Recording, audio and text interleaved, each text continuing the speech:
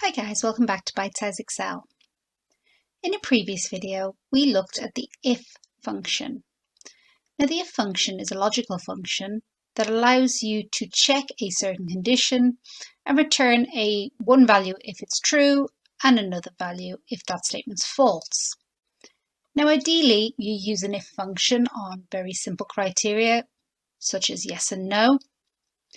However, there may be certain instances where you want to test a more complex scenario, and in this case, you'll have to use what is called a nested if.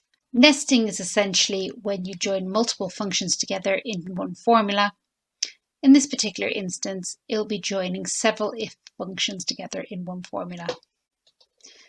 Before we start the video, a word of caution on nesting if formulas. You have to be quite careful when doing this because if you don't do it quite right, sometimes it might return the correct value, say 75% of the time, but if you don't do it correctly, there may be some instances where it returns the incorrect value. Saying that, we'll run through a very simple example as to how a nested if might work. So in this spreadsheet, we have an example of exam results, and these are the percentages people need to get a certain grade. And we want to fill in this grade column. So if we start with our if formula, we take equals if. We want to test this cell here.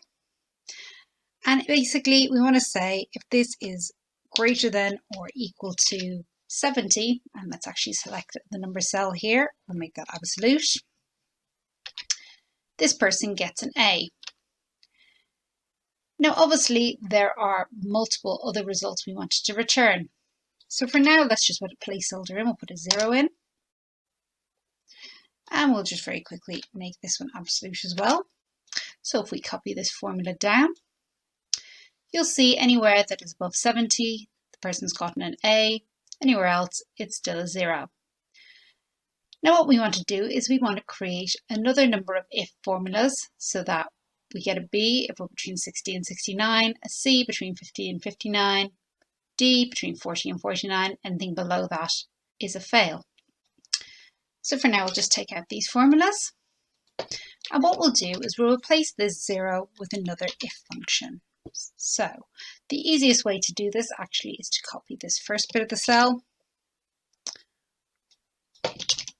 And what we'll do is we'll change this to H3 and F3.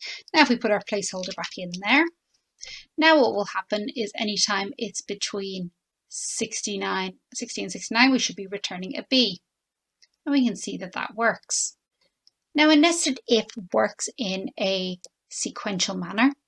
So essentially, if that first statement is true, you get the true result, and only if it's false does it move on to the next part of the formula.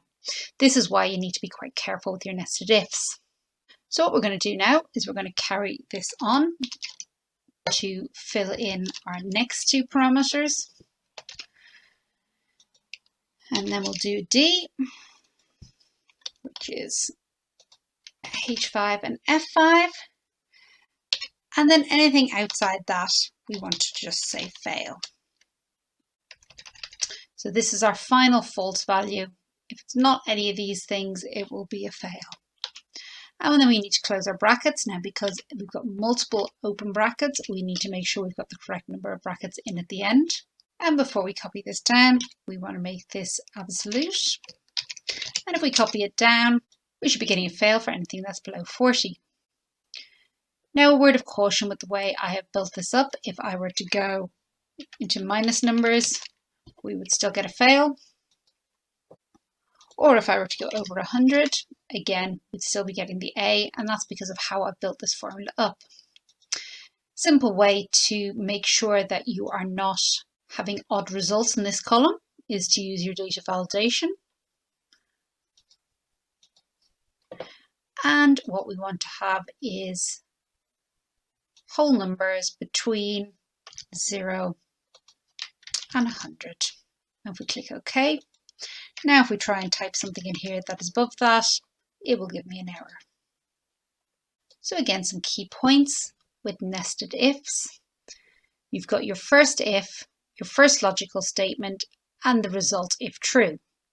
And when you come to your value if false parameter, that's where you put your second if statement in. So if we've got a second logical statement. Then we've got our value if true. And then if we're putting another one in, it goes in again where your value if false is going. And you carry this on, and at the very end, you put your final value if false, close all your brackets, and hit enter. As I've said, while nested ifs can be useful, I would use them with caution. It is worthwhile breaking down your if statement into separate parts to make sure that each element is working as you expect and build them up in a logical order. But my advice would probably be to keep nesting to a minimum. I hope that you found this short video useful. If you've got any particular queries, please do leave me a comment, and I do look forward to seeing you in a future video.